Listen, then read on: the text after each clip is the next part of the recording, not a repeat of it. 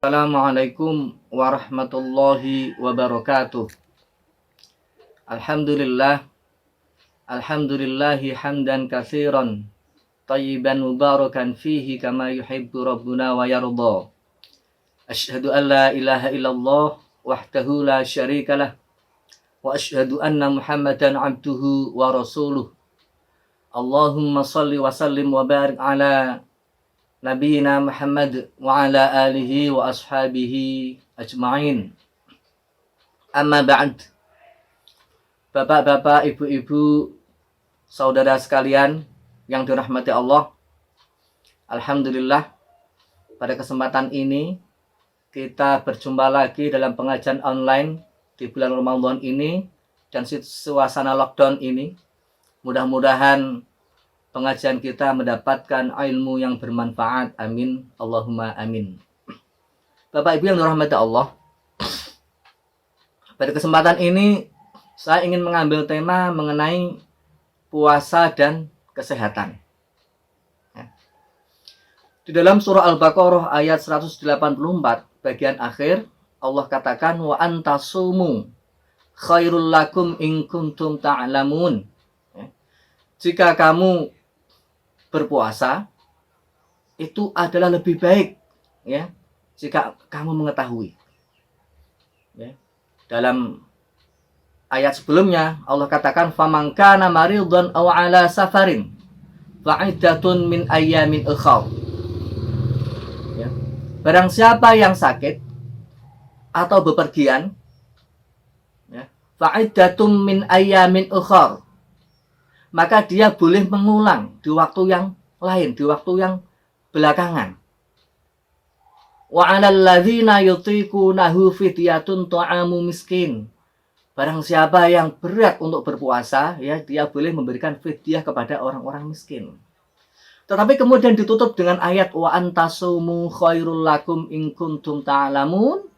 Jika kalian berpuasa maka itu adalah lebih baik jika kalian mengetahui. Artinya apa? Pada saat kita sakit, pada saat kita safar atau bepergian, ya, itu ada rukhsah sebetulnya, ada keringanan sebetulnya. Tetapi pada saat kita mengambil keputusan untuk tetap berpuasa, in kuntum ta'lamun, ya, khairul lakum in kuntum ta'lamun, lebih baik bagimu jika kamu mengetahui. Bapak Ibu yang dirahmati Allah, kemudian ada sebuah hadis. Hadis ini syaratnya lemah, tetapi artinya sahih. Ya, sumu taswihu. Berpuasalah kalian maka kalian akan sehat. Ya, ini artinya benar. Ya.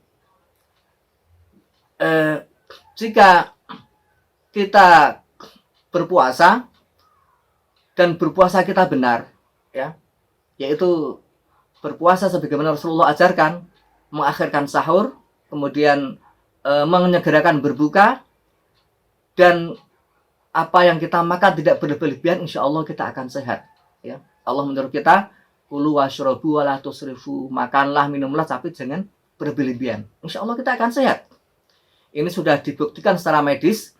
Ada penelitian dari seorang ahli gizi dari Amerika, namanya Andre Wheeler. Ya. Beliau mengatakan, pada saat 10 hari pertama puasa, itu akan terjadi regenerasi sel 30%.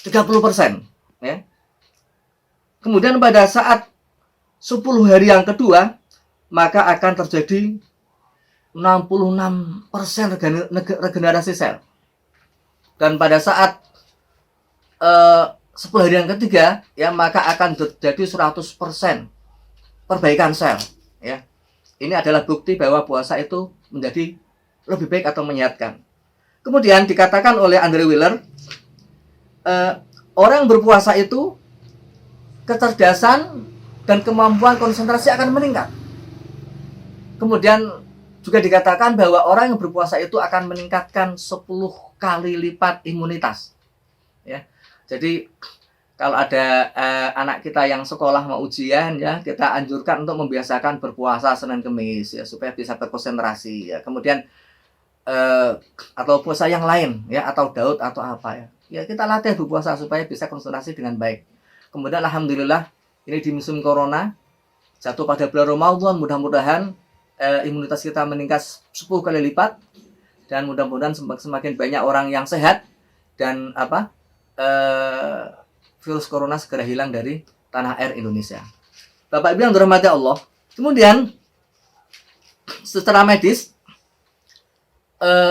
baik para dokter zaman dahulu atau dokter zaman modern, era modern ini juga mengatakan demikian. Misalnya Socrates itu adalah seorang dokter zaman Yunani kuno. Ya, beliau mengatakan bahwa di dalam tubuhmu itu akan ada dokter yang kita hanya bisa membantu untuk penyembuhan, ya, yaitu apa? Dengan puasa.